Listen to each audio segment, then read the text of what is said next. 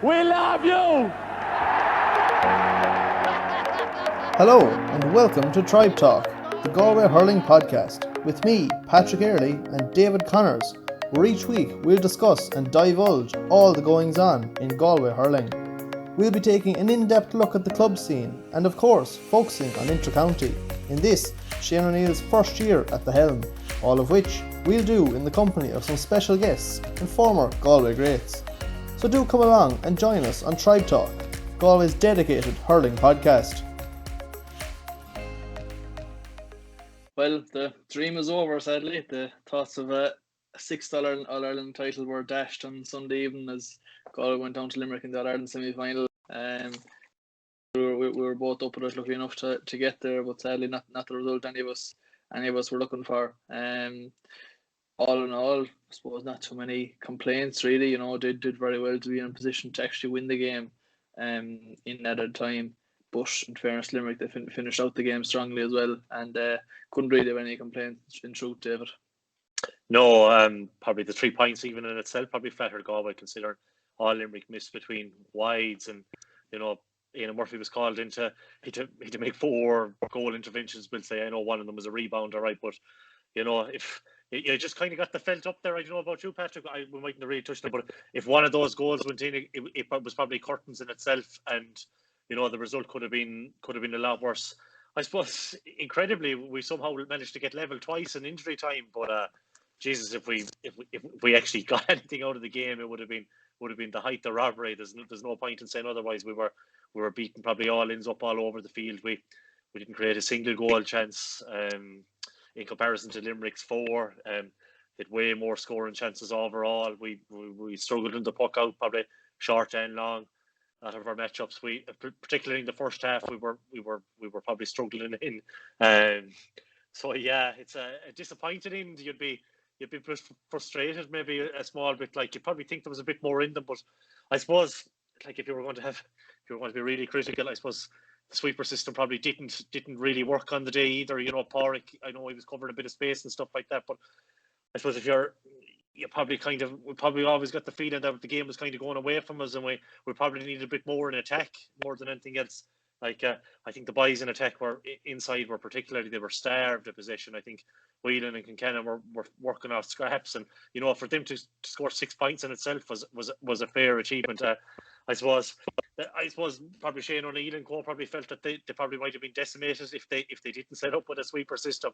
But I don't know. I think I'd have a bit of faith. I would have been happy to kind of go toe to toe, and if things were going away from us, maybe revert to it then. But I suppose when you have a defender like Dahi Burke on the edge of the square, you'd always have great confidence in him. Like, so I suppose it was kind of like we weren't really protecting down the wings more than anything else. It was kind of shielding in front of Dahi, and I suppose that opened up a load of space for the likes of Hegarty and Tom Morrissey around the 45, and like Mannion sweeper role didn't really stop that in any way at all, which was very disappointing. So yeah, no, just final reflections might be just probably lucky to be within 3 points of them and to have a shot at it at the end. I suppose you said to me coming out, I suppose you'd be more disappointed that they actually, if the game actually got away from them completely, you'd be more disappointed. Than they probably had a slight chance to win it. Connor Whelan fumbled the ball. Whelan hit a wide as well. Adrian too, he hit a wide later on. Now they were probably only half chances by and large, but Whelan's one in particular. He's so accurate. You'd expected him to nail it. So yeah, hard to know really. Just beaten by a better team, truth be told. Yeah, I think overall, the feeling, certainly at the first water break, we were thrilled with how things had been going. And it was from there really that things started to go a bit pear-shaped, starting with Cahill going off. Really, that was the first real blow, you feel, and obviously didn't help a Galway from a Galway perspective, but it wasn't really a turning point as such either, because in fairness, Limerick had they going to get on top just before he went off, and they continued that up to half time. So going in 15-13 down at half time, having struck the last 2 points of the half, I think we were fairly happy. Again, we'll go into a few stats on Limerick, what they missed, and vice versa ourselves. Like, we were fairly good in that regard this week again. No, not too bad in terms of taking our scores. But that second half, it felt Limerick always, they got there were 5 up at the water break, and it felt like we were at arm's length for nearly the entirety of the second half. And then all of a sudden we were right back with them. We struck 22-17 down, and then we struck 5 points in a row between the 53rd and 69th minute, which of course a big delay there was with Joe being down as well. So struck about 5 points in around about 10 or 12 minutes really. Joe hit 1, 2, 3 of those, 3 frees, and then Nyland and Conor Whelan with the other 2 Ross level, and those last 2 points were in response to Joe going off. When you thought, geez, lads, these lads are fighting for us here, like, in fairness, and that was the one thing you really did take from it, is that they really fought. And you have to give credit to Limerick too, in fairness, that they always did come back at us. And again, we'll touch on it in a little bit, that the late scores Limerick got, every single one of them really was our own fault. And it's something, looking back at the game, you can that really stands out. But I think overall, the overall assessment of it is, yes, beaten by a better team, and possibly didn't play it, as you say. We'll go into the sweeper again as well in a while, and I just, the purpose of a sweeper is to stop scoring chances and to stop scores. Like, Limerick got 27 scores and had 47 shots. So for me, I don't know, would that have been much higher without Pádraig Mannion? I don't really think so. I think in the first quarter it certainly worked well. They had a nice bit of direct ball in, and he was positioned quite well for it. But after that, they just adapted their game. They started running, and you saw what Kyle Hayes was doing there in the second quarter, especially. And plenty more alongside him. They just started running at us and creating overlaps, and their short passing game is so good, so slick and so accurate. It's just very hard to counteract it. And personally, I think our extra body would have been of more use out in the middle third anyhow. But, and for all that, like, that first quarter was, again, we gave an insight into the blueprint of how to beat Limerick, in that we were on top in that middle third, and with that, it gave us the opportunity to get the heads up and hit the inside line with good quality ball. And like, Cannon looked absolutely lethal, I thought, in the first half. He spent a lot without wing forward, but even still, when he was inside, he looked absolutely lethal, as I say. Our forwards were constantly moving, which is, in the other games there's been a bit of movement, but they've been more set. Whereas here, there was no point even trying to keep tabs of where lads were, because they were just moving that often. The gamble of Joe going inside, as we mentioned last week on the show, they went for it. And it's not that it didn't work either. It's just it never really got the opportunity to do it. He wasn't hit a single one-on-one ball really. No. So look, they tried plenty of things, but it was just, once Limerick got on top in that middle third, the quality of ball we were getting inside was cat, and given we were already outnumbered there, it was always going to be hard work from there, wasn't it? That's for sure. One particular turning point I kind of felt where the sail kind of went out of us was a small bit, because Éanna Murphy actually had a bright start on Puckouts. And I just, on the caveat, I just want to say, like, how difficult it was for him. You know what I mean? Like, 'cause you can't go long, because we touched it on the previous show, because they have a brick wall basically there in the half back line. So Limerick then, from that point on, I think from the water break, they kind of squares up a bit, and when he tried to go short, like, there was probably 3 really, really noticeable ones in the first half. The first one would have been his 1-2 with Loftus, I think, and then did he try to hit Pádraig Mannion, and Gaillimhe Mulcahy picked it off, and it looked like nailed on for a goal here, and we're lucky Mulcahy fumbled. Then there was another one he tried to hit for Joseph Cooney, and Joseph Cooney was caught on his heels, and he was standing up waiting for it to come. Hegarty nipped in and pointed. And then there was another one, I think it was hit low out to Loftus along the deck. Loftus failed to control it, and I think I'm nearly sure Limerick score came off. Well, at least a shot came off. Yeah. But anyway, at the very least, scored out of it. Yeah. A score. So, like, those were 3 huge moments, and the confidence seemed to drain out of him a small bit, like, which is understandable when things aren't going your way. But there's 2 points to a puck out. Like, it's the guy receiving as well has to be moving and get himself into enough space to take it. And when the ball is hit at you, you have to be able to win it as well.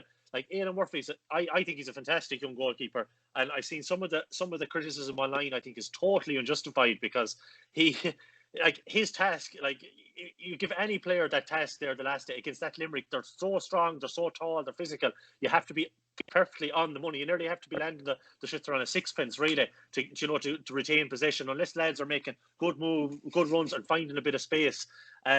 But yeah, after the water break, Limerick seemed to kind of adjust tactically like they so often do. They pushed up on us. They're like, and if they want to go along, we've Kyle Hayes, we've Declan Hannon, we've Jeremy Byrne, should I say, and then you have even Jan Morrissey and Barry Nash willing to come out as well under the puckouts, and they won actually a couple as well, of the times we went long. Whereas we're probably down a fielder of the possession there, because maybe Davy Burke was up and around the centre, but under a high ball was never his strength anyway. Joe, we hit a few at him all right when we went long, but he was the Limerick are just so powerful back there. Puckouts would have been a real issue from that second and third quarter. I felt they were, and that's just not on Ian Murphy now. That's on the lads moving for him as well and trying to make space. And we operated with this kind of line of four in the full back line as well when we did go short. But so often the second ball out was absolutely dreadful. Like it was a Limerick. It was a defender's ball all day long. And I think we're under such increased pressure. I think at one stage Dahi got a second ball as well, and he actually just hit it out and it went straight to Kyle Hayes. Kyle Hayes made a blown burst and run up the wing, and I think again it ended up in a point or a shot. I don't 100% remember, but yeah, no, I think that would have been the turning point for me. I know you touched on Cathal, and no one else can do what we need Cathal Mannion to do. And from a Galway perspective, he can carry the ball, he can score from distance. He can track back, he can tackle, he can hook. He was probably one of the most important players we needed out there last weekend. So when he went off, you're 100% right that it was a real hammer blow, really, because there's probably no one else in the squad that can do that, has his skill set in terms of scoring from distance, being able to track back, and he's a serious engine as well. So yeah, that would have been, you'd have been 100% right on that when you say that Mannion. So combination of Mannion and the restarts would have been a real problem, and I think that's where we really faltered from there. And having gone through the puckouts, actually was surprised that when I went through them in detail on the long puckouts, we actually did better than I thought on our own. The overall stats from the game was we won 30 from 43 puckouts, and 13 out of 21 long ones. Which isn't too bad, 61%, not up from 26% against Tip, so huge improvement there. And only won 17 from 22 that went short, which that needs to be really 100% every day, And as you mentioned, it's not solely on Ian Murphy that there was a couple. Certainly, he did hit 4 or 5 bad puckouts in the game. Yeah. There was one that went directly to William O'Donoghue that springs to mind. The one that he tried to play to Pádraig Mannion, which I know wasn't a puck-up, but still it was a pass out by him. That was poor on his part. There was other ones like that Joseph Cunningham one, as you mentioned. There's a mix there because he did overhit that puck out, and Joseph Cunningham was waiting for it and was still reaching for it at full length to try to get it. And I'd say had he sensed that Hegarty was there, he would have moved for it and taken it on the hurl. So there's just that it's minute details. And when you go through the game, the amount of brilliant puckouts he actually hit, pinning a lad to head high from 60 yards away, it was hugely impressive in some aspects, and that was just the pressure that they were being put under, and the pressure that was on Aina to keep it mixed up, as we mentioned last week, because if they just stayed going long, the stats wouldn't have remained as they were in fairness, But it was Limerick's puckout where we really struggled especially in the first half. Limerick won 16 from 17 of their own puckouts, 7 from 8 that went long, and 9 from 9 that went short. And we'll talk about our half back line because you compare that to the second half. They won 7 from 8 long in the first half. They only won 5 from 11 long in the second half, and that's with 2 new half backs in there, Adrian Tuhian and Fintan Burke, who in fairness they improved things hugely in that line of the field, because even in the first half, you would have thought that Garrow and Keane Lynch was the obvious mismatch in many respects, just in terms of the style of player and the physicality and speed difference between them. And you probably would have said Joseph Cooney was the most likely to win his battle, but he was actually the one that struggled most on Hegarty. And the one thing I took from that was that Joseph I just thought he went to hurl him rather than to mark him out of the game compared to Fintan. And it's not something you can see on telly, but on long balls, would say when Fintan went on Hegarty, he was grappling with them, making it a real contest of who's more physically, who's going to get in front of the other to win this ball, whereas Joseph was pure, just, and it was easier for him to hurl other lads in other games because he always has that physical and height advantage, whereas he didn't have it on Hegarty. And obviously, as we know, Hegarty's a class hurler as well. He's not just all brawn, there's plenty of brain there as well to go with it. But that was the one battle that I thought, and obviously Shane Cooney and Tom Morrissey as well. It was those two wings that were really what got Limerick into the game first of all, and what drove them on for most of that first half. And as I mentioned, we improved things hugely in that regard in the second half. And it wasn't until late on that the two of them kind of got going again, sadly for us anyhow. But still, in fairness to them, like when Hegarty and Morrissey slowed down a bit in the second half, you'd Keane Lynch going into it, because he hadn't been as much of a factor in the first half, and that's what they do so well, is that when a couple of aren't going as well, they've other lads that thunder into it, and vice versa on another day or just in another half as it was here, So, and I think we'll touch on the sweeper a small bit now because as mentioned, Pádraig was a big part, starting so well in that game, in that they did hit a nice bit of ball in towards Gillane and Flanagan in particular in the first quarter, and most of the time we did deal with it, and we saw Pádraig coming out with a nice bit of ball.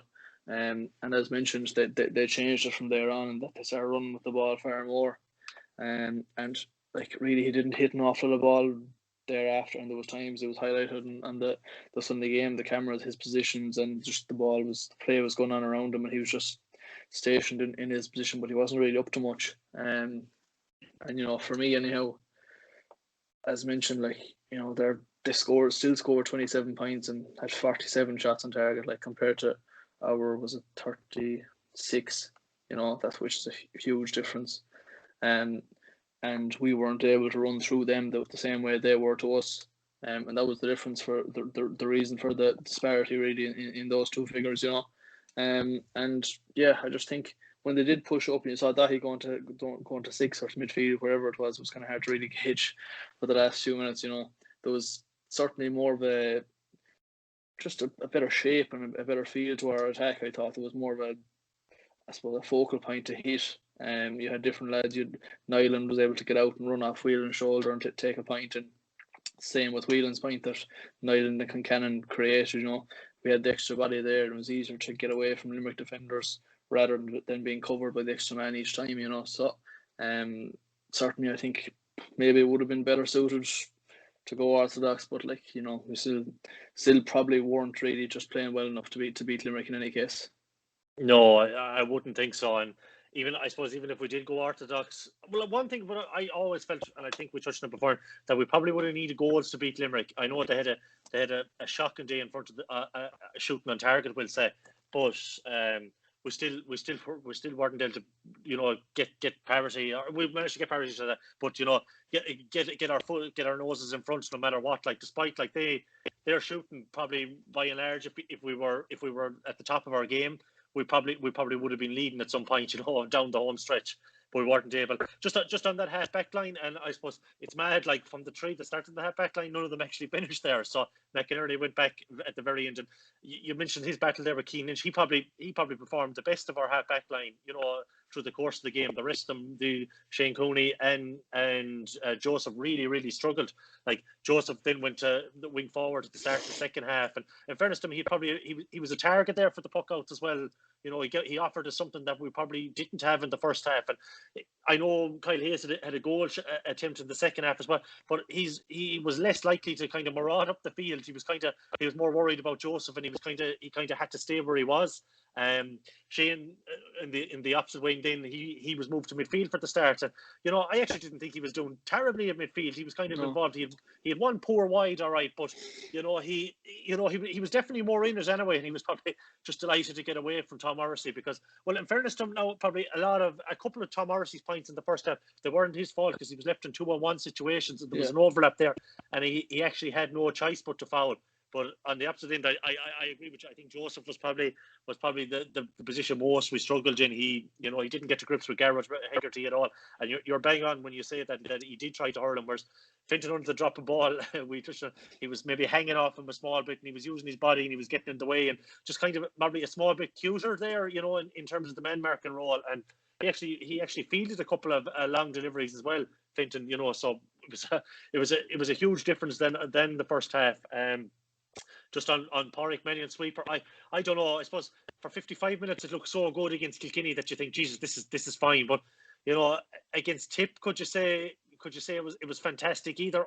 I don't think so. I think it was only, I think probably in hindsight we're probably a bit lucky. The Tip did go down to 14 men, on reflection. And last weekend, I personally didn't see the benefit of it really at all. We touched it there.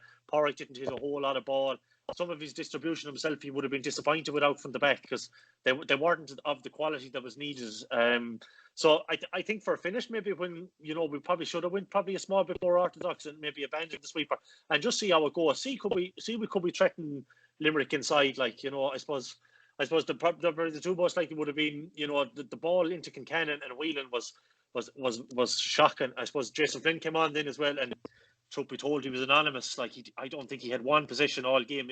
Fintan hit one pass to him, all right, and he miscontrolled it. And after that, he came on in the 45th minute. And you don't want to be too harsh on a fella either, but you have to offer more at inter-county level. I think from the 45th minute to the 80th minute, that was the only involvement he had. He didn't seem to be showing possession. I don't recall any runs that he made or anything like that. Maybe you could be a bit different. And you don't want to be too harsh on lads, but Jesus, he's an experienced player at this point now, and you definitely needed more.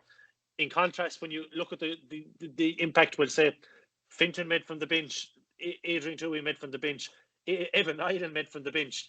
Evan Island from the bench was probably one of our standout performers on the day. He'd probably 3 possessions, and he scored 2 points. And one of them was a free, should I say? He nailed a point coming on cold. Just to nail that alone was an outrageous score, just considering he hadn't hit a ball all game.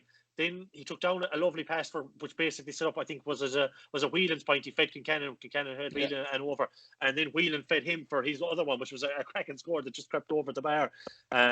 So in comparison, comparing Jason to Nyland, it was like light years in comparison. Like Jason has huge physicality there in comparison to Evan Nyland, and we didn't see anywhere near enough of it at that point, and it was very disappointing in a way, because I suppose other than we had a lack of subs, Jason probably, truth be told, he shouldn't have lasted till the 80th minute, other than we'd made the changes that we had, and Joe's injury, such was the lack of impact he made on the game, which was bitterly disappointing. But yeah, I suppose one retort to that would be that the quality of the ball into attack was very, very poor. But just if we did move away from Pádraig with the sweeper, maybe we could have had 3 inside, and maybe went for the juggler and maybe tried to get a goal, because Kincannon and Whelan are definitely more than capable of rattling the net. So we touched on it before the game, that probably there might have been a bit of a weakness back there in the Limerick full back line, but that weakness was never tested, Patrick, was it? We never had a crack at them. They always had a spare man there. Barry Nash hurled the world the ball, Dan Morrissey hurled the world the ball. Finn did an all right job on, I think he was between Canning and Whelan for the most part, and maybe he was on Kincannon for a while as well, actually. So, but yeah, and even when we moved Canning in, you touched it as well, we didn't feed him at all. He didn't get, I would like to see that again in a game where maybe we're a bit more in it, we'll say, in attack, and the ball is where we can deliver better ball into our inside line. But yeah, it was that aspect would have been very, very disappointing. And from a sweeper point of view, you would have said, probably on the reflection of all the games out, it probably didn't really work for us. Yeah, and I think you saw, I suppose, the kind of idea of what you want to do, the kind of quality ball you want to get inside was, for me, the one that Kincannon scored in the first half, where there was a lovely diagonal ball played across to him. He won it out ahead of Sean Finn, turned inside him and was dragged back, had won his free and still got the ball over the bar. But had he not been dragged back, he was heading through on goal, Yeah. That was the kind of thing they were capable of, and that was literally the only. And there was a few other actually good balls played up the line, kind of the Hogan Stand side early on. And Whelan won a free there from under the stand when Finn was kind of holding out for him. That came from a nice ball up the line. Joe actually missed that free, but that was the blueprint on how to get at Limerick and how to beat them.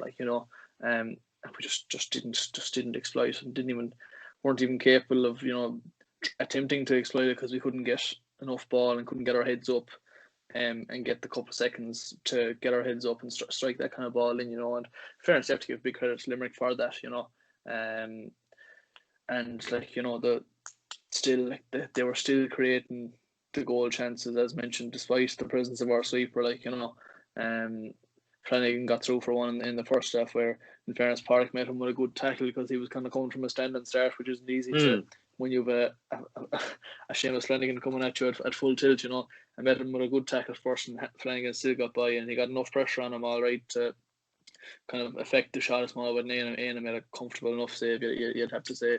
But they were still creating those chances despite the presence of our sweeper. The ones in the second half, David Reedy went through that time in the second half with Park was trying to get across, but didn't impact the play at all. Reedy still got his one-on-one shot away, and it was Aina that again kept that one out for us. So.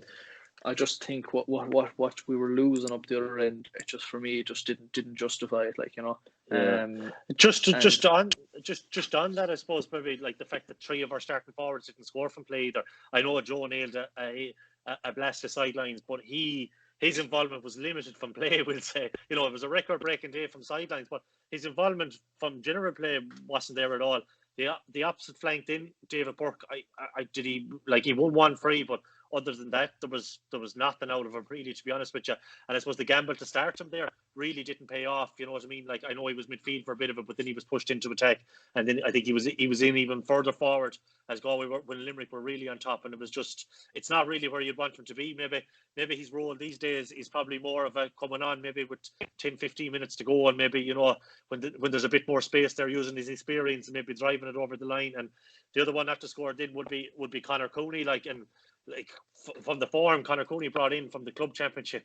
It just doesn't make sense. From his performances for Galway, I suppose maybe if he had a better start, maybe in the championship against Wexford, maybe the confidence might have grown. I know he was asked to do a different role, but last day he had one chance and he needed an nail, and it was a very poor wide. They're shooting in, and there was no surprise when I suppose David was pulled at half time. There was no shock with that, and it's disappointing. Personally for him, I'd imagine the second week in a row to be pulled at half time for a man that's given so much to Galway. I'm sure he would be very, very disappointed with how things worked out this year from him. And Conor as well. There was no surprise when he saw his number go up either. I don't think he could have too many complaints when the replacement needed to be made. In fairness, we probably by and large we nearly out if Cahill didn't go off injured maybe, and Joe. Adrian Toohey and Fintan Burke were probably the better, or were probably offered us a bit more maybe from the start if they were to start now. I wouldn't say Sean Loftus in any way performed poorly. That gamble I think worked out very well. I think Mulcahy's influence was completely he was outside his goal chance, which came from a Galway error. He had no real involvement in play whatsoever, and Loftus actually dominated that battle. That one worked, but I suppose out for a finish from Loftus's point of view, when Peter Casey came on, he had a whole lot better. He had a whole lot more of an impact. We'll say. I think he nabbed a point. He probably set up a goal chance. There was a couple of ones he turned over. Aidan Hart hit out a ball for a finish as well, and I think that was that Breen's point that for that one that for a finish goal we were probably a bit out on their feet at the backs as well. They were. They looked tired. Maybe the last 10-15 minutes, they probably looked a bit battle worn there. Maybe, and it's understandable 3 weeks in a row as well. I don't know. Did you think that was an issue down towards the end? Maybe we were actually going okay in attack, but it was kind of we probably didn't have the legs at the other end of the field to to keep pace with when they threw on Reedy. What did he miss? Maybe 1-2 or 1-3, I think, going back over so that there alone that could have added a completely different complexion to the game if you nailed half of that. Breen, Reedy, Casey, they're fine replacements to bring in, whereas Galway probably a bit tired for a finish. Yeah, well, we our impact subs had come on so early in that section that Ado and Fintan were probably the obvious two. You'd say that are going to come on at the back and make the impact, and they were both on from 25 minutes and for Edo and half time for Finton, that you lost that impact in some respects. Later on, like for Loftus to do so well on Mulcahy for 40 minutes and then have a fully fresh Peter Casey coming in top of you, like it's what a nightmare, like in fairness, for any cornerback. And you couldn't really say much of a word to him, like in fairness. He had made Mulcahy anonymous, and it had another great block on Hegarty later on in the game to stop another score. And like I certainly raised a couple of eyebrows when I heard that it was Loftus coming in for Finton. I was like, geez, surely this isn't the game for Loftus, when you had seen that he struggled a bit against Kilkenny because of the physicality of it, But to be fair to him, he stuck to his task, and he was detailed to do a job on one man, and albeit one of the lighter men on the Limerick team, but still, in fairness, he did, and he's a hugely effective player for them. Just remember the 18 final, he was the one that got that late point to settle the nerves for them, like in fairness, after we came back at them with a couple of goals. He did that job to a T, you'd have to say. But still, like, you had your two cornerbacks, himself and Hart.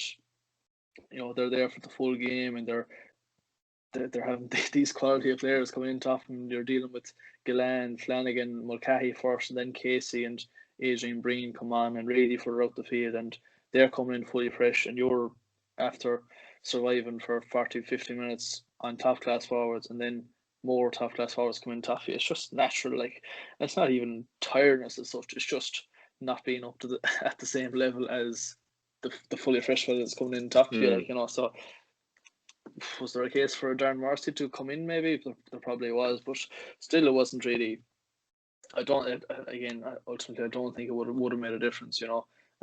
Like the mistakes we made at the end, they weren't down to tiredness. Really, it was poor decision making more so, and we might touch on that, because we done brilliantly to get level at 22 points apiece. As mentioned, we hit 5 in a row, and the last two coming after Joe had gone off, and then Limerick's the point to put them ahead again thereafter. For me, looking back at it, it was just a wrong call by the ref. It was for a shoulder that Dahi put in on Will O'Donoghue. I'm fairly sure it was just on the Limerick 65. Yeah, and like when Burns was standing over, you're more than likely this is gonna sail over. And had we got the next score at that point to go ahead, it would have been huge psychologically. Whereas Limerick got it, and for me, it was a perfect shoulder. And I know there was decisions earlier in the game that certainly went Galway's way, and you wouldn't. I'm not saying James Owens cost the game, because I thought in the first half we came out the right side of most the 50-50 calls, and the Hegarty incident aside, and we'll touch on that a small bit in a while as well. But to be fair to him in that regard, he obviously didn't see anything, because if he'd seen something, he would have at least given a free and the yellow card. But if you don't see it, you can't do anything about it, and neither did the linesman. So you can't criticise officials for that. But for me, that decision was wrong, and that put them 23 points to 22 ahead, and we came back and got level with Nyland, his point from play thereafter, and then Limerick struck for 2 points in a row. Tom Morrissey with the first of them, and again a wrong call, unfortunately, in that it came from a Limerick Puckout, and Hegarty kind of ploughed through Finton and knocked him to the ground and took him out of the play totally. And the ball broke for I think it was a Casey that got it up and popped a pass in for Tom Morrissey for a score, and that put them one ahead. And straight from that Puckout, we played it short, and Hart gave it away straight up the line, and it ended in another point for Limerick. So that's 2 points that wouldn't have happened had the right decision been made, and it was possibly gave us a chance of a score equally at the other end, and they're huge moments in such tight, when it's so tight like that coming down to the last couple of minutes. And again, we struck back with one. Finton hit the sideline, and again the last 2 Limerick points, the first came from a puck out from Aina, went kind of mid sort of distance to around 60 yards to Edo, and probably a combination of an overhit puck out and the wrong decision by Edo to go with his hand. At least had he gone with the hurl, he would have got contact on it, would have got hit to the ground and give him a chance of winning it there, but it went over his hand, fell into Morrissey's hand, and sure, he put it straight back over the black spot. And from there, the final score, again we went short. Loftus played it, Hart played it out to Loftus, and his touch was just a bit heavy, and possibly, you know, is that fatigue very possibly could be the reason for it. And Hegarty nipped in and dispossessed him and won a free from there, you know, and that was their 27th point. And, you know, once that went over, you know, you were the thought of us getting the goal, or the idea of us getting the goal, it was never really going to happen, like, you know, with the best will in the world. So, you know, that's what, five points that all preventable for one reason or another, like, you know, coming down the home stretch, whereas we had the couple of chances, and Whelan missed one, and Aero missed one, as you mentioned, and that's what it comes down to really, is those fine margins. And in fairness to Limerick, they were the ones that responded really impressively in the extra time when we put the pressure on. That's for sure. And they all through the game, though, they seem to respond anytime we seem to get a score, or look to seem to build up in a bit of momentum from probably the second and third quarter, should I say, that they every time we seem to get one down that end, they seem to come back up and respond straight away. And it's probably the sign of a great team, really, isn't it? You know, team that, you know, that doesn't dwell on the score, they just get back to the process, that famous word out there, and they manufacture a scoring chance, and they more than often not likely take it. Now, I know they left a lot behind them last weekend, but more than often than not they do. But I suppose one thing about the weekend, Patrick, and I suppose would have been that the game has kind of changed even a small bit more, developed over the last couple of years, and the two teams left are probably the hardest running teams in the whole competition. And maybe Galway, you know, they have a different brand of hurling to that at the moment, you know. Like, we wouldn't be as hard running as Waterford or Limerick, you know what to say, and that seemed to be the case, you know, and particularly this time of year as well, where it's you know, the ball's a bit more greasy and there was a mist falling and stuff like that, and, you know, where maybe your touch might have to be absolutely spot on, whereas on a summer's day you might have a chance to recover and maybe gather possession in that way. But that seems to be the way hurling is at the moment, you know, and particularly in 2020, it's the team, like, those teams look incredibly fit between Waterford and Limerick, and maybe we're just maybe a hint off that. Would that be something you'd agree with? Maybe the lads didn't have the same preparation, you know, time as the rest. I suppose Liam MacCarthy won, since he's in the same boat as Shane O'Neill, but like, in terms of John Kiley there, you know, they know everything down to T, and they know their system, so it's a matter of getting themselves in the best possible shape. And just you couldn't fault them. Every single one of them are bulging out through the jersey. There's not one of them that I'd say their body fat percentages are they're little to nothing there. And it's probably the same case for Waterford as well. And that's probably part of the reason why the two teams are in their final. And that's not to disregard their hurling in any sense, because they're two fantastic teams hurling wise as well. But they're probably the teams that are in the best shape at the minute. Definitely, I agree with what you're saying. I don't necessarily think it's down to what's been done in the last couple of months with Limerick. Have they done more than Galway or run harder or whatever? I think it's more down to the personnel than anything. Like, you know, you look at those Limerick athletes, you look at the Kyle Hayeses, the Hegartys, the Jim Byrneses, you look for Waterford, the Caleb Lyons, the Jamie Barnes, these fellas. We've lads that are in absolutely phenomenal nick. And, you know, the power game was what we were playing the last couple of years. It wasn't, we could run hard, but we didn't play a running game the way these teams are playing. And to be honest, we don't actually have the players capable of doing it. Like, we don't have anyone that could, we've not to the same degree as what Clyde Hayes was doing there in that first half. We just don't have it. Like, you know, that's not anyone's fault as such. It's just genetics more than anything. Like, you know, and he's just, they're in phenomenal nick, and they're just that bunch that are playing that style, and they're all adept at it, you know. But I do agree in that the game has changed considerably in the couple of years, and even since we won the All-Ireland, and even Limerick have developed since 18 in my eyes. You know, in that, like, our players haven't got less fit or less strong or anything since 17. It's just the game has changed, and there's no more running involved in it, and the importance of running through tackles rather than actually striking the ball. It's these two teams, Waterford and Limerick, are the ones really emphasising it and bringing the game away. And just we weren't able to match it. And there is some team outside of those two will figure out a way to beat it. Absolutely, but it probably takes a phenomenal level of precision and accuracy if you're not able to compete with them in the running stakes. That's not to say we weren't able to compete with them, but we're just not at that level. In that, you know, with, like, you compare a Garage Mac who's hugely powerful to a Kyle Hayes who is powerful in his own right, but Mm. there's only one of them like that's going to win in a sprinting race. Like, you know, that's how you're comparing it. And for me, that's, as I say, that's not down to the work that's been done this year. It is down to what Limerick have been doing for the last number of years, but it's down to the athletes themselves in many respects. And I think Limerick have the personnel to play that game, whereas Galway don't have the personnel to play that game. They can do it at times, but there's no way Galway could play the game Limerick and Waterford are playing and sustain it to that level for 70 odd minutes, you know. So for me, does that lead itself on to the question, are there a couple of lads there that are possibly, you know, reaching the end of it, even though maybe they're only around the 30 mark, like, you know? Is it certainly, from in my eyes, the league is hugely important for Galway coming up, in that, like, I think the Evan Nylands, the TJ Brennans, Sean Linans, Jack Fitzpatrick's, Jan Manions, I think these guys need to get an absolute pile of game time in the league.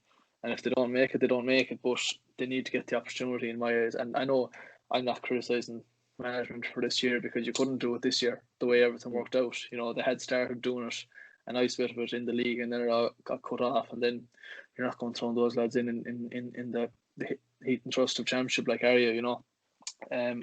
But I do think that you need to see a lot of them playing in the league now, and maybe the likes of the Davy Burks and the Conor Coonies, are they does their role change? Certainly in David Burks' case, does it change to being solely used as what he was used as against Wexford, as an impact sub?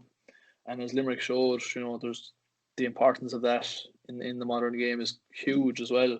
And he made such an impact that day. Is that how he could be most beneficial to Galway going forward? Like, these are the kind of things you have to look at, you know. Certainly for me, I think that's the way it's going. And we've had plenty of talent over the last 4 or 5 years, and do, you know, get to a situation where you need to see more of them thrown in at the deep end, and give them a big run during the league and see how they get on. I'd agree with you completely, and I think the league at this point is, the prestige of it isn't there, so it's more of a development competition more than anything else. And it's grand giving lads game time, but you have to give them persistent game time. Like you could nearly, if you wanted at this stage, you could nearly wrap Joe and Cotton Wool and maybe towards maybe last game or two, maybe give him a game then. But you want to see these lads, you know, persistently started, and even if they don't have a great day, so, you know, first day out, that you trust, that you go with them again the second day, and maybe go with them a third day, you know, just to really get a full idea of where they stand in terms of things, like, you know, like you touched on them there. Like, you'd love now to see a Jarlath Mannion, or, you know, just given, you know, 70 minutes for maybe 2 or 3 games, and just to see what he can deliver, because he probably has a skill set there that a lot of us we probably don't have a whole pile of in Galway, and that's out and out blistering pace, and probably an ability to score goals too if the chances present themselves. So yeah, that'll be something you'd be looking at. And as you said, maybe,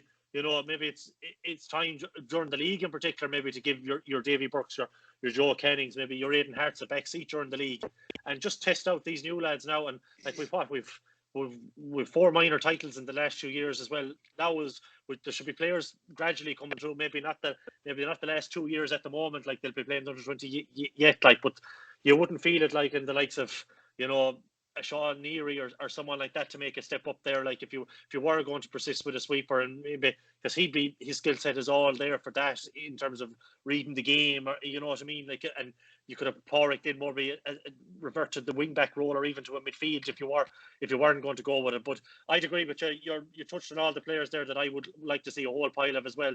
You know, your Sean Linans, your Jack Fitzpatricks, your Darren Morrisseys, your TJ Brennans, your Evan Islands, these lads, and, you know, kind of stick with them. Results don't really matter a whole pile.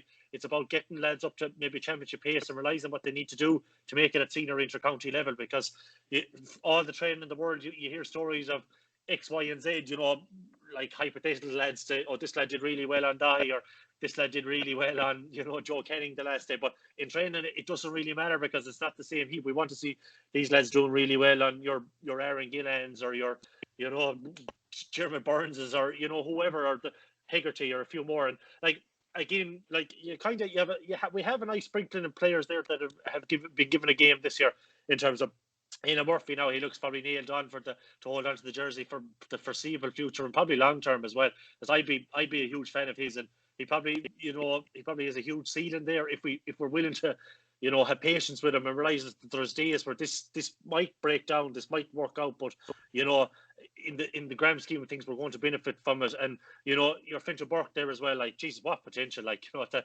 come on and completely basically nullify Garrett Hegarty, who was hurler of the year. Now I know he had certain amount of influence, but for Finch to come on and do that, it just shows his ability in a way. Like, and is there a case for maybe throwing him centrally, give him a crack at 6 or giving him a crack at 3, and if you wanted to kind of free up Dahi maybe further afield, because like there's no disputing that Dahi is the best probably 3 in Ireland, and he's one of the best 3s I've ever seen in my life. Like, just some of his defending is that, but maybe could he, maybe would have worked to go trying it if club works out or something like that, or he doesn't have a club run maybe this year, and giving a crack at 6 or giving a crack at 8 or 9 and seeing like that. And same with Shane Cooney as well, and even Sean Loftus this year as well. This year will have brought him on a lot. Will have brought on both those lads a hell of a amount this year, because they got a serious amount of championship game time now, and you'd have no issue with maybe giving them a go if the details suited them for the years to come. But yeah, it's league now is going to be massive. It's going to be more important than ever, and we're going to have to try and implement a different kind of style of play as well than what we had this year, because it seems to be about running, carrying the ball into the tackle, breaking a tackle, taking that man out of play, either drawing a foul or, creating an overlap there, because that's probably something we didn't do enough of in Limerick. Had a huge amount of men on the shoulder, ready for a pass, just waiting to pop it over. They had a huge amount of joy at that, particularly in the second quarter, I felt. And if it's great, you're right when you say we probably don't have the skill set of lads, but we kind of have to develop some kind of style of that, don't we too? Like, we kind of, if we're to compete with these teams now, maybe it might be different in summer hurling next year, you don't know, but we're going to have to come to grips with terms of development during the league, because results won't be important. It's about being competitive, and I find like it wouldn't make a blind bit of difference to me if we didn't win a league title in the next few years, provided we're the business into the championship. Yeah, absolutely. And I think, with all that taken into account, you still have to look at the team this year that's been played. And as you mentioned, you've got 3 new faces in there. They're in their debut season. You can nearly include Sean Loftus in that. And as you say, you see the likes of the Brian Kincannons developing into a real leader and a real go-to man on the team now, whereas the last couple of years he's been just trying to get himself into the team and even not consistently able to do that. So I think huge development in this year compared to last year in terms of personnel. The results, I think overall as a year, you'd have to be very happy.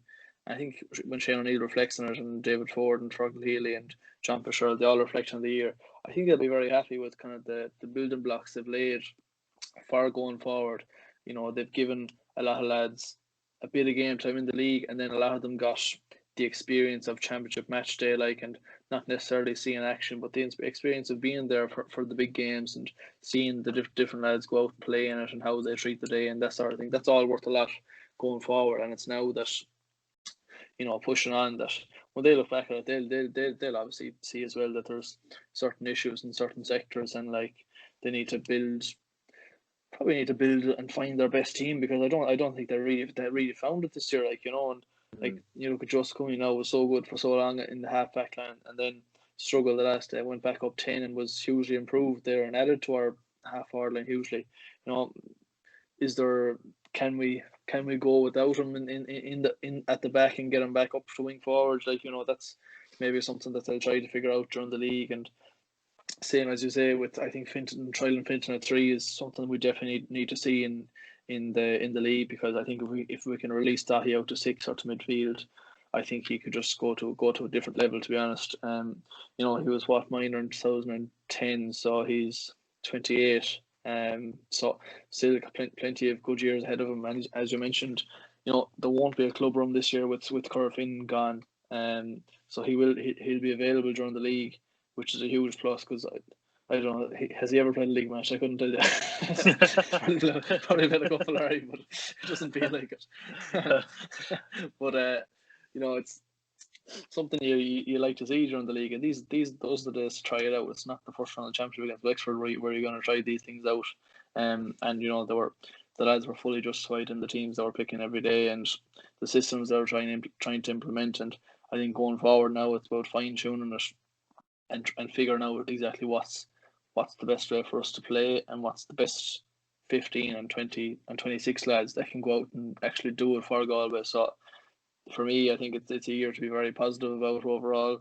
Obvious disappointment the last day, but in saying that, beaten by a better team, so you can't have huge complaints. Just one thing actually we didn't touch on before we finish up, and I'm sure plenty of people will be looking to hear our thoughts on it, was the Hegarty incident. I don't know, did you see the television replay of it afterwards?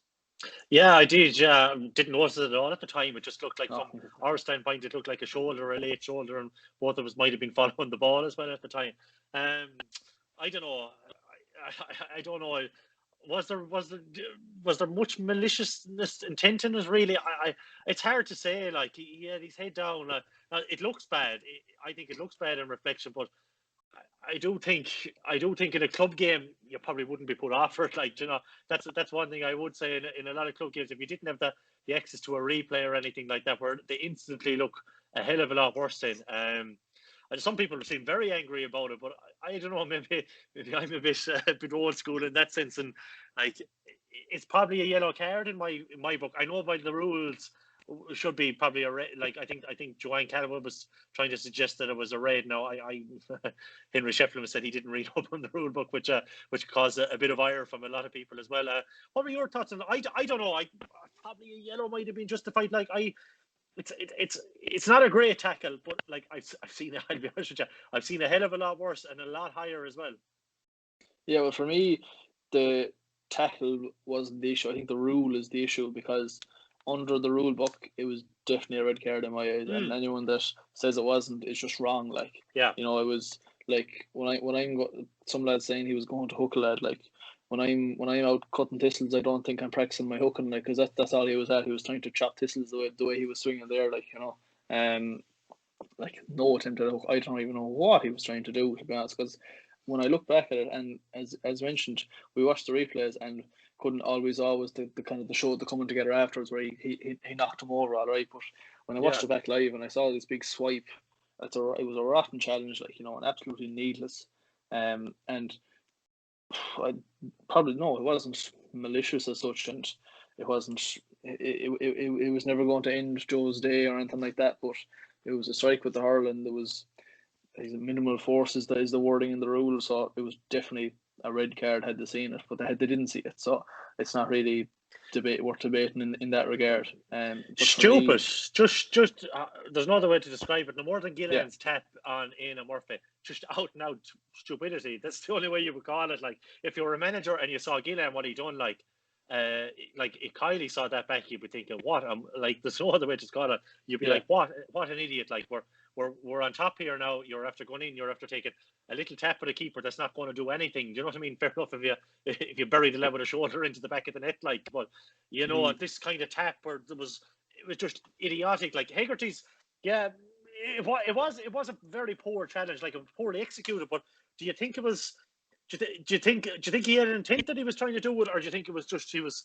The intent doesn't matter though. That's what I'm saying. I think we both agree that it's definitely a red card in the current rule book. Like, but do you think that's? Do you like that rule? Like, say if you were to a defender as yourself, like, and you were to mistime something and catch a lad on the back, like, hypothetically. Now I know it was a terrible challenge and all that, but would you like to be sent off for something like that? Like, do you know what I mean? No, the rule is definitely an issue. It's too what's the word in that? Like, it doesn't allow for any leeway, as you mentioned. And like, looking back, I actually cannot figure out what he was trying to do, because like, I don't believe you'd go out to strike a lad on the ball for no reason, because you run the risk of actually getting sent off in any case. So I just can't understand what he was actually trying to do. So like, I think if you throw out the rule book, I think a yellow card would be the right punishment for that incident. But when you take the rule book into it, it was definitely a red card. So, but for me, the rule actually needs to be changed to, I don't know how exactly you're changing it. How do you define what is and isn't a red card. Like, most of it is common sense, but if you're a ref, you can't use common sense. You have to use the rule book. Like, you know, and that was something that came up with the Hugh Lawler incident a couple of weeks ago when he pulled back Niall Burke's hurdle. Like, you know, you'd say that's a professional foul. He's after stopping a clear goal chance, but all he did was pull the hurl, and it doesn't matter where you do that or how obvious you make it. All it is a ticking, no matter how clear in your mind it should be that was obviously a yellow card. The ref can't do that, like, you know, because it's wrong for the ref to do that. So for me, that's the issue. And at the Galan one as well, as you mentioned, I mean, like, people criticising Aina for going down, and I think, like, really in reality most hurlers would actually do that as well, because, you know, if you feel contact and a slap in the back, and, you know, people saying there's no manliness in what he did, and they're right. There's no manliness in going down looking to get lads involved. But there's no manliness in hitting a lad with his back turned to you as well, you know. So like, why you would even risk, you know, doing that for no apparent reason, I don't know. Like, I can't understand it either. But I do think that simulation side of things in the game, I don't like it either. And, you know, but at the same time, had Galan gotten sent off for the incident, and Galway had gotten through to the All-Ireland final based off that, I wouldn't be saying a word to Aina Murphy this week, like, you know, put it that way. So but just on the Aina Murphy one for a second, Patrick, what were the umpires looking at? Because truth be told, that's probably a red card as well. Like, if it, by the rules, I know it's not in our book, like, but by the rules, you're not allowed to do that. Like, so what were either umpires? And then the ref comes in and then he doesn't even get booked. I think Gillen didn't even get booked for it. So it's very strange.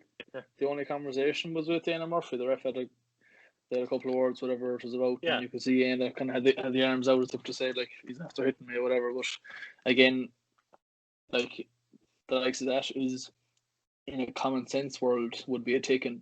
But as you mentioned, he technically struck off the ball. There was minimal contact, so technically it is a red card. Like, you know, which is just, when you think about it that way, it just tightens the sense of stupidity about why he would do it. You know, but look, so we're not here to talk about Limerick. He got his comeuppance later on in the second half, anyhow, with McInerney steamrolled him. But still, you'd be hoping, all right, that he'd be able to play in an All-Ireland final, in fairness. But just final thoughts then, David. I suppose your assessment of the year before we finish up, because sadly this is it for the season. This is the season finale. There'll be no cliffhanger or such to leave you on, but just a break for a few weeks, and we'll be back for the first round of the league. But your own assessment of the year, David? Probably, if you were to rate it, it'd probably be 7 out of 10. Maybe it was a free hit of a year, really, in a lot of people's eyes, because we didn't know if there was going to be championship or anything like that. I suppose there is the thing with Shane O'Leen in his first year as well. You know, completely disjointed, preparation completely hampered. Seemed to be motoring well in the league. Things were being implemented, style of play. We seem to be looking at a different kind of style of play. Although, you know, which he probably wouldn't. He would have liked to have more time to work with the players. But whereas when the championship was coming and he couldn't test out lads at it, or, you know, find lads who were maybe willing to make the step up, or find out a bit about lads who maybe aren't up to it anymore, that might be another thing. But I'd be reasonably happy. I would have seen signs of positivity, like, because truth be told, by and large, from 1 to 15, we're not at the same level as we were in 2017 or even 2018.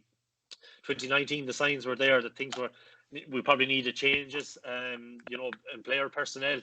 And then this year, I think we've seen a large variation of our play. I suppose with Johnny Glynn not being available, we kind of had to try to do something else. So you know, when you've been playing something for 3 seasons and now you have to try and work on something completely new in a disjointed season, you know, with players carrying injuries coming in as well, you know, with issues with Dahi beforehand, and, you know, he missed big parts of the lead in as well. And, you know, he's a freak of nature in terms of what he was able to produce this year, considering the severity of the injury he picked up in the county final. But yeah, no, I was reasonably happy, looking excited ahead of next year. Hopefully we can build on it, and, you know, if we meet Limerick in an Ireland semi-final next year, that we'll give them an even better coat of it, like, you know. And maybe one aspect I would like to see change maybe would be to try maybe a third midfielder rather than an out-and-out sweeper, if you're going to go with that route. And maybe employ a two-man half-forward line, and just maybe have 3 men inside, or as close to 3 men inside as you possibly can. That'd be something I would like to try and give us a bigger goal threat. Yeah, no, I agree, and usually we'd have a long winter to mull over these things, no more than management and the players themselves. But here we are in just starting in December, and things won't be long till things get going again. And to be honest, they'll probably only take a couple of weeks off, and they'll probably get back into it straight after Christmas. That's the reality of the times we're in, and how quickly things get set and look towards 2021. So that's it for us for not only this week but for the year, as mentioned. So big thanks to everyone. We're just over 6 months on the go now, so starting off with the club and followed on by the intercounty. So huge thanks to everyone for listening and watching over the last number of months, and been very enjoyable for us to get this going, and to build such a following in the space of a few months has been fantastic and hugely encouraging for us. So hopefully plenty more to come in 2021. We don't know when we'll have club championships to look forward to exactly yet, but I'm sure all will be revealed in the next few weeks. So as mentioned again, thanks a million for all the support and all the well wishes, and very, very encouraging for us to hear back that people are actually enjoying listening to us anyhow. So hope you all have a lovely Christmas, and we'll see you in the new year, and Galway for Liam 2021.